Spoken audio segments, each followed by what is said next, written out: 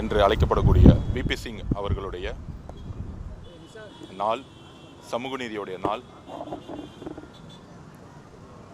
சமூக நீதி போராட்டத்தில் விபி சிங் முன்பு பின்பு அப்படின்னு வரலாறுல எழுதப்பட்டிருக்கிறது. இட ரிசர்வேஷனுக்காக, முக்கியமாக பிசி 27% பிற்படுத்தப்பட்ட மக்களுக்காக 27% மண்டல் கமிஷன் மூலம் நடைமுறைப்படுத்திய பொழுது தன்னுடைய ஆட்சி கவிழ்க்கப்பட்டு தன்னுடைய ஆட்சியை இழந்த போது கூட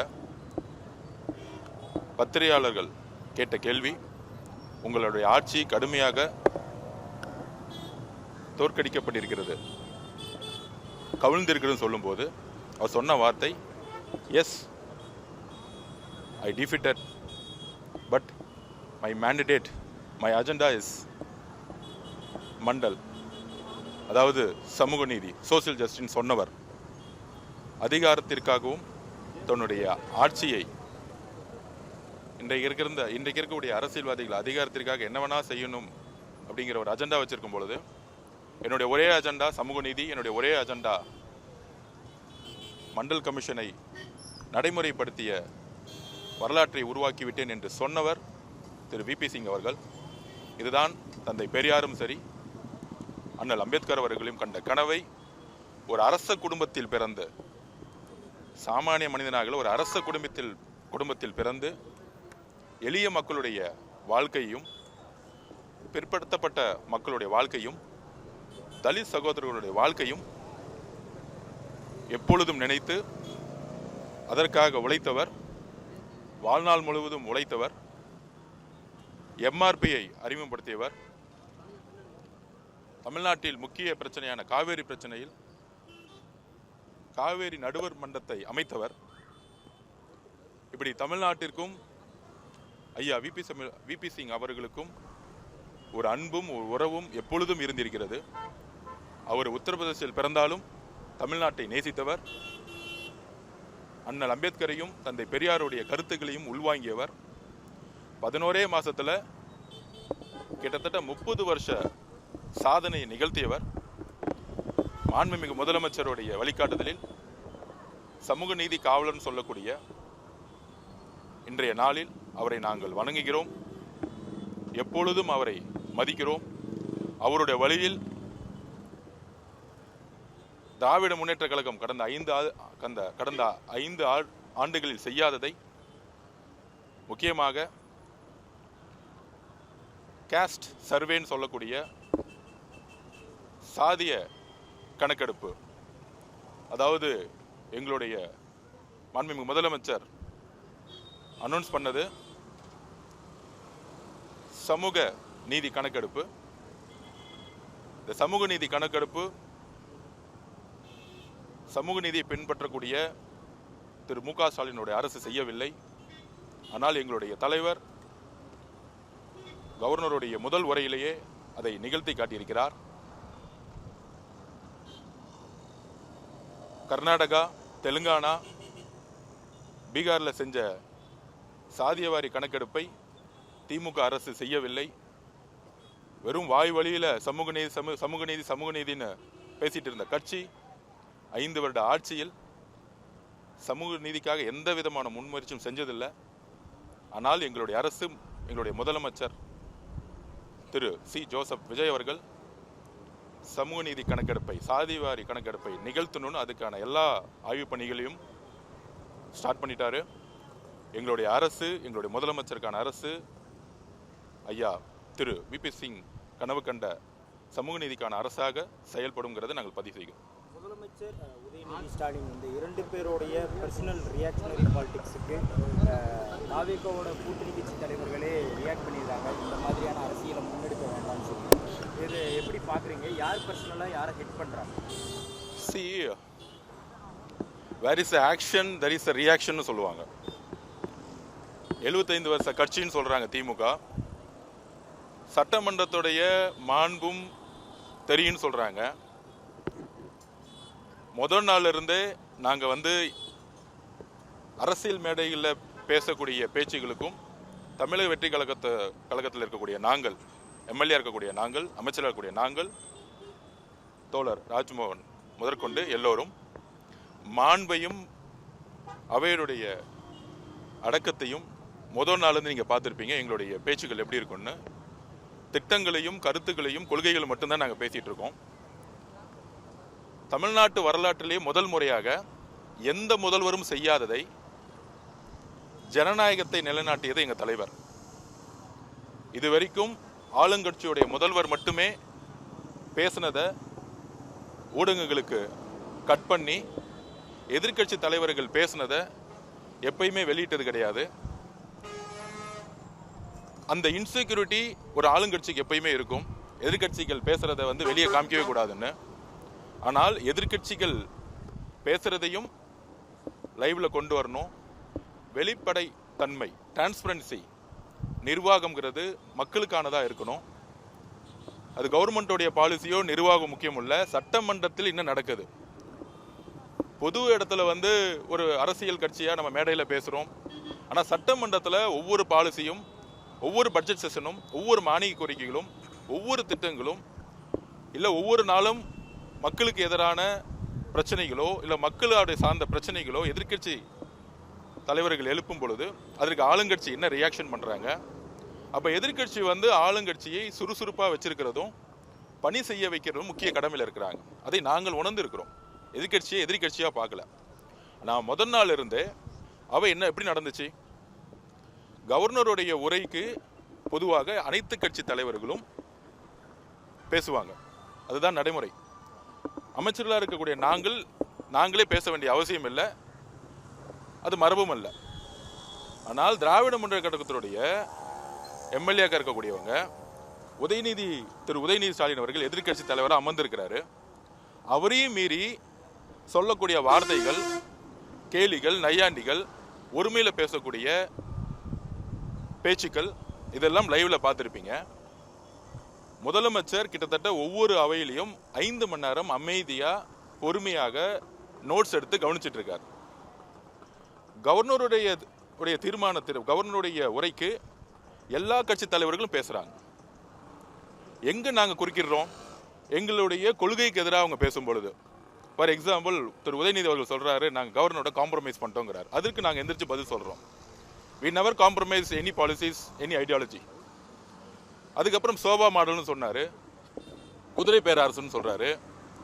நீங்கள் மக்களால் தோற்கடிக்கப்பட்டிருக்கீங்க, உங்களுக்கு மெஜாரிட்டி இல்லைங்கிறாரு. இந்த மாதிரி ஒரு தவறான தகவலையும் ஒரு தவறான நெரேட்டிவும் செட் பண்ணும் பொழுது நாங்கள் அமைதியாக அதுக்கு பதில் கொடுக்குறோம். தமிழக வெற்றி கழகத்தில் இருக்கக்கூடிய தோழர்கள் தான் பெண்கள் பாதுகாப்புக்கு பிரச்சனையாக இருக்குன்னு ஒரு பொய்யா சொல்கிறாங்க. அப்படி சொல்லும்போது நாங்கள் எந்திரிச்சு ரொம்ப மாண்புடனும் மரபுடனும் நாங்கள் பேசுகிறோம். அப்போ முதல் நாள்லேருந்து திராவிட முன்னேற்ற கழகத்துடைய சட்டமன்ற உறுப்பினர்கள் என்ன சொன்னாங்க, கேலி கிண்டல். முதலமைச்சர் பேச மாட்டாரா, அவர் அமைதியாக இருப்பாரா, அவர் ஊமையா?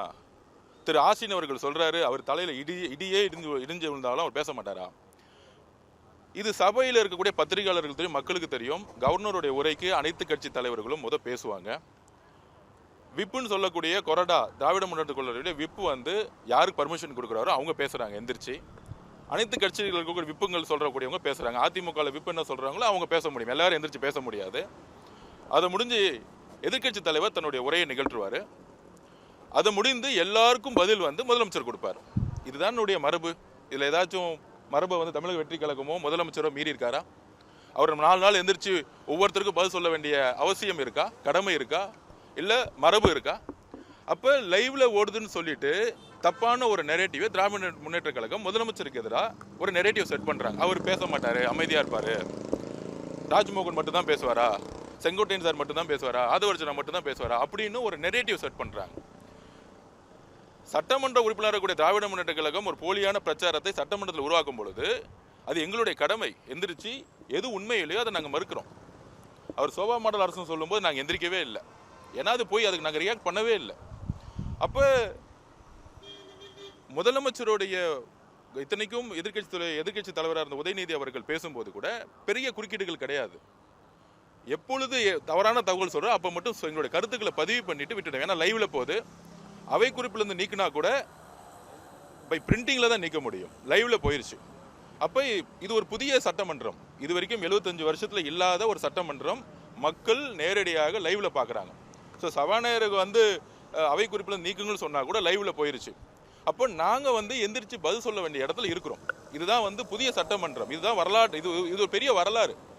இதை வந்து கடந்த பத்திரிகையாளர்களும் சரி, திராவிட முன்னேற்ற கழகத்திற்கு சப்போர்ட் பண்ணுற பத்திரிகையாளர்கள் ஏன் 5 வருஷம் இவங்க வந்து லைவ் வந்து சட்டமன்றம் வந்து வெளியிலன்னு இது வரைக்கும் கேள்வி கேட்டிருக்காங்களா? இதே திரு உதயநிதி அவர்களை பார்த்து, திரு மு.க. ஸ்டாலின் அவர்களை பார்த்து. ஏன்னா அவங்களுக்கு ஜனநாயகத்து மேலே நம்பிக்கை இல்லை. நாங்கள் எங்களுடைய முதலமைச்சர் நேரலையை ஒளிபரப்புங்கன்னு சொன்னாலே அவர் தன் மீதும் தன்னுடைய அரசின் மீதும் எவ்வளோ பெரிய நம்பிக்கை வச்சிருக்கிறார், மக்கள் அவர் மீது எவ்வளோ பெரிய நம்பிக்கை வச்சிருக்காரு. அதுக்கு ஒரு தைரியம் வேணும். இது வரைக்கும் எந்த முதலமைச்சருக்கும் தைரியம் கிடையாது.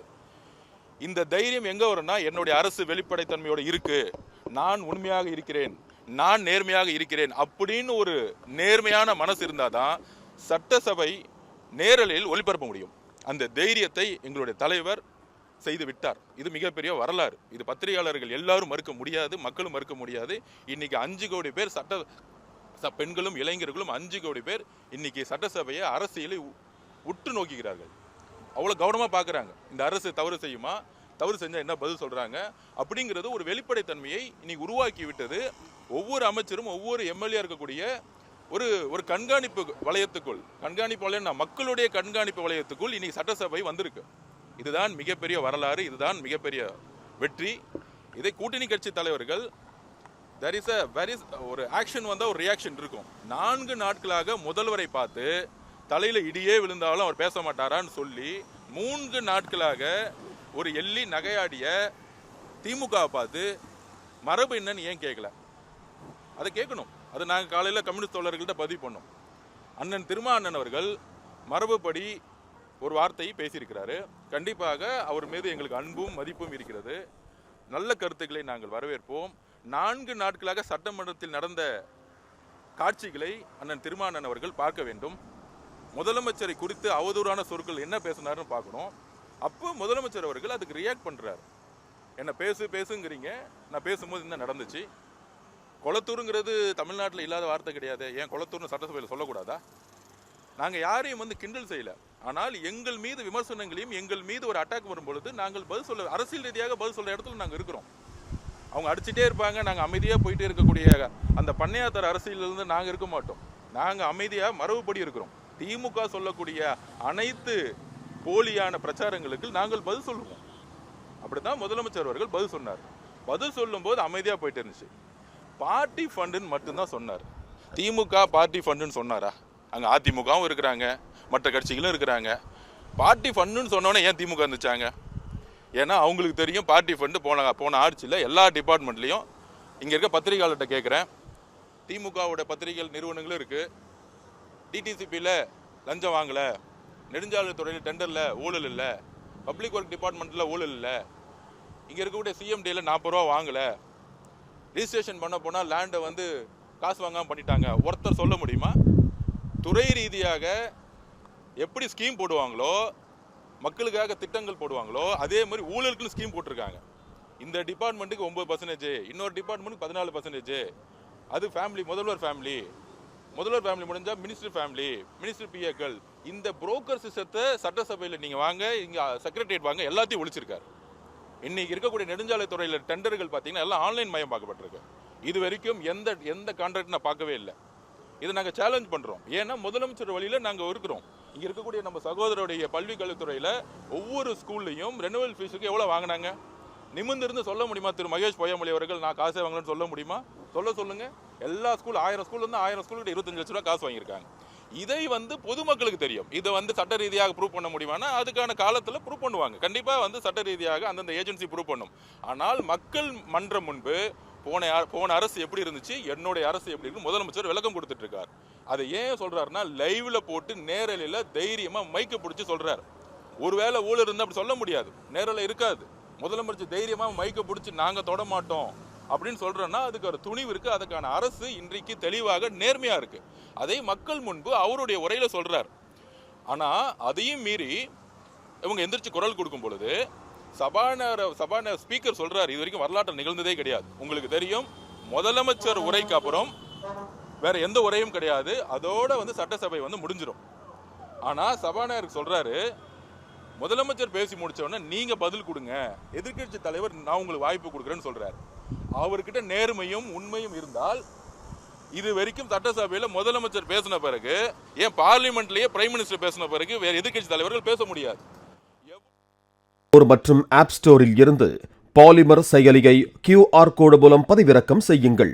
செய்திகளை உடனுக்குடன் பெறுங்கள்.